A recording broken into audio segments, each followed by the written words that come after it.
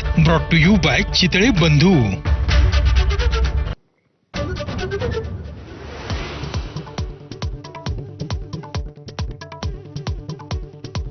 पहलगाम हल्ल्यातील पीडितांना न्याय मिळेल याची पंतप्रधान मोदींकडून हमी. मन की बात कार्यक्रमातून देशवासियांशी संवाद.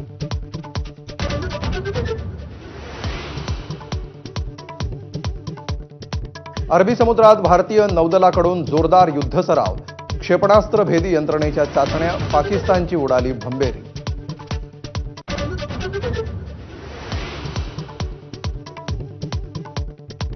भारतानं झेलम नदीत पाणी सोडल्यानं पाकिस्तानात पूर. मुझफ्फराबादमधला मोठा परिसर पाण्यात आला.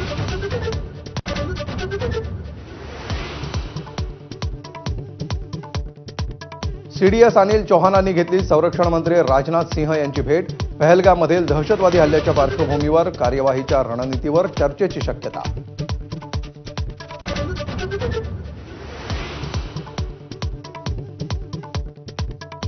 पहलगाम हल्ल्यातल्या आणखी 4 संशयित दहशतवाद्यांची घरं उद्ध्वस्त.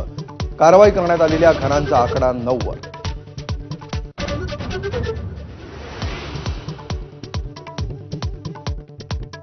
भारताच्या अल्टिमेटम नंतर पाकिस्तानी नागरिकांकडून भारत सोडायला सुरुवात. अटारी सीमेवर गर्दी. वैद्यकीय व्हिसा असलेल्यांना 29 एप्रिलपर्यंत सूट.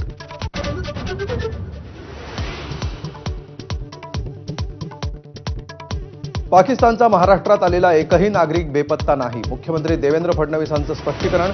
संध्याकाळपर्यंत सर्व पाकिस्तानी भारताबाहेर जातील. फडणवीसांना विश्वास.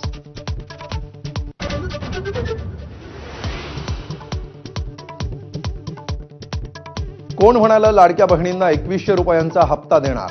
अन्न आणि औषध प्रशासन मंत्री नरहरी झिरवाळांचं भोवया उंचावणारं वक्तव्य.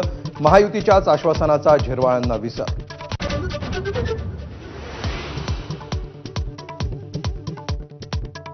मला विचारल्याशिवाय शिंदे वैभव नाईकांना शिवसेनेत घेणार नाहीत. नारायण राणेंचा दावा. उदय सामंत सल्लागार नसल्याचं म्हणत राणेंचा टोला.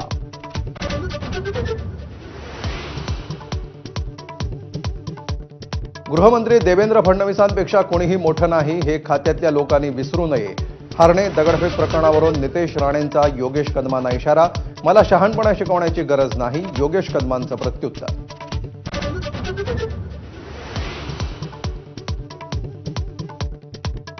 उपमुख्यमंत्री अजित पवारांच्या संगमेश्वर दौऱ्यादरम्यान मधमाशांचा हल्ला.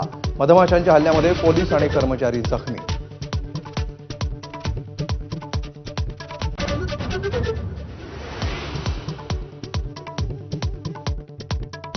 मुंबईतल्या ईडीच्या कार्यालयाची आग आटोक्यात. मात्र फाईल आणि फर्निचर भस्मसात. कुठला दस्तावेज जळाला याचं गूढ.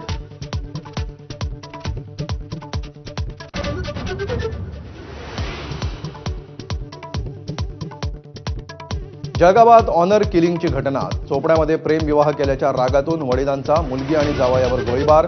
मुलीचा मृत्यू तर जावई गंभीर जखमी.